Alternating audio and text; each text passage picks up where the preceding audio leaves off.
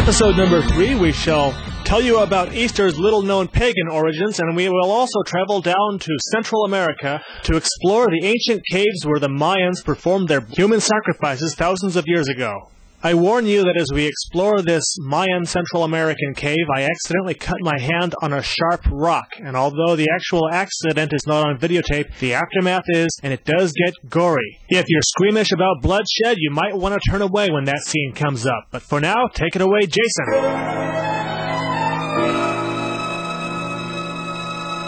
Today we will learn about the holiday of the vernal equinox, known as Easter or Ostara. An equinox is a time when day or night are of exactly equal lengths. There are 2 of them each year. The vernal equinox, which in the northern hemisphere falls in late March, and the autumn equinox, which falls in late September. The names Easter and Ostara are derived from the Teutonic goddess Ostra. The name is thus Germanic and not Celtic in origin, as some mistakenly believe. The Ostra is a goddess of the dawn and of springtime. The English word east is also derived from her name, again owing to her role as goddess of the dawn. There is some dispute about when is the proper time to celebrate this holiday. Those who follow a purely lunar calendar celebrate it on the first full moon that falls nearest to the vernal equinox, or that falls on or after. This year, that would be April 3rd, Tuesday, 2 weeks after the vernal equinox itself, which will be on Tuesday, March 20th. Christians celebrate Easter on the first Sunday, on or after the first full moon, on or after the vernal equinox, which this year will be Sunday, April 8th.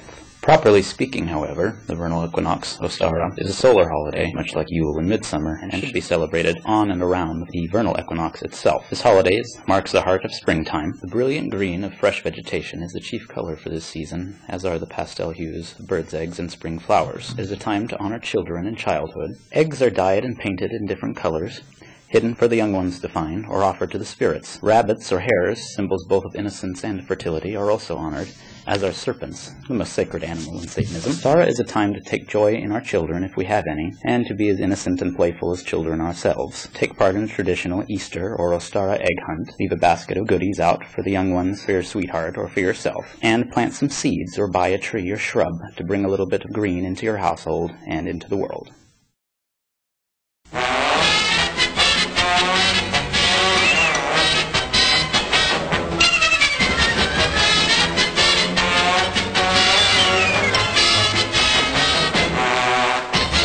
The great Satan, the big devil, and the land of satanic infidels are among the insults given to the U.S. by hypocritical Middle Eastern countries. Hell, I say wear it like a badge of honor, since billions more have been killed in the names of Allah and God than in the name of any subterranean, red-skinned, pitchfork-carrying goat created by overactive imaginations.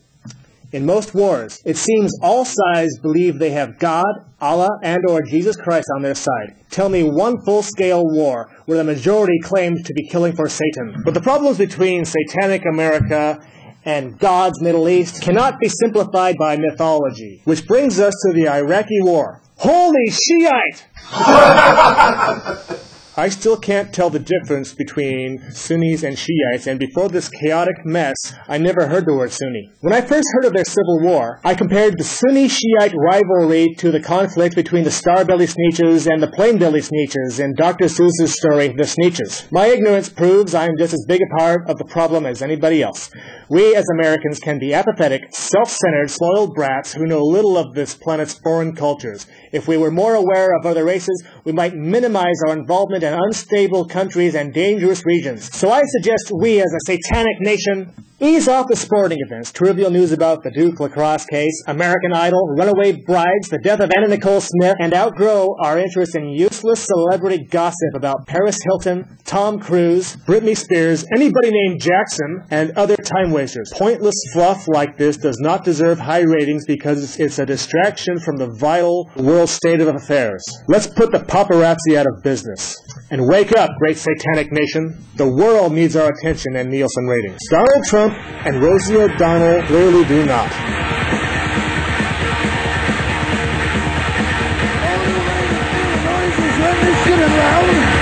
So good, I can't believe that screaming with the gun. Don't shut it. Get it back to you.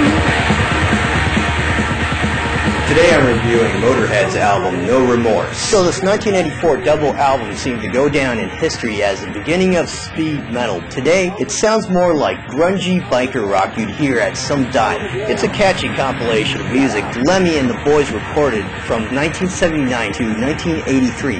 Of course you heard of 1980's Ace of Spades. Other typical Motorhead thrashers on this enjoyable album include Overkill, Locomotive, and Iron Fist.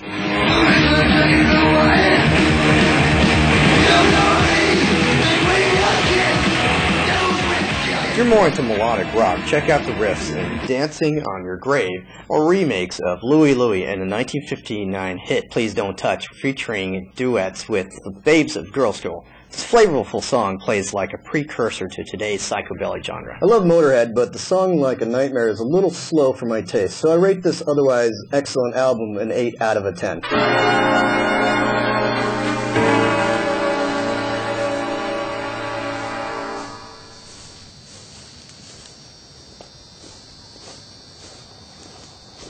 Here we are in the tropical rainforests of this foreign country, and Damon has been making an ass of himself and tempting fate by capturing every wild animal he can get his hands on.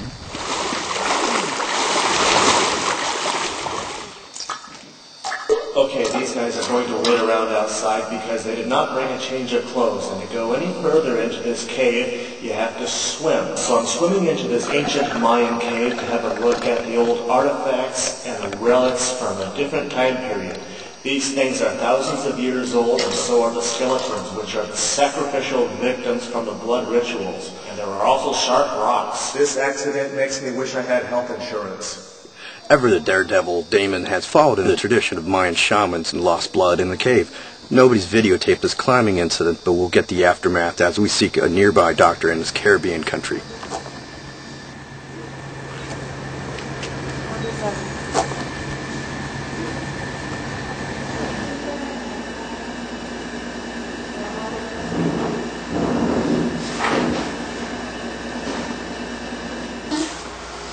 Nope, not really funny. I know.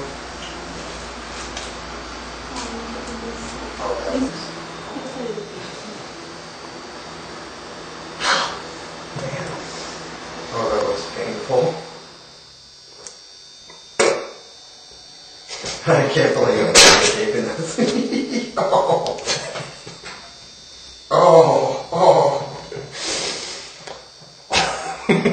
Get a close up. Oh, I can't even see this. Oh. Oh. Yeah, about an hour. Oh, that's it? Yep.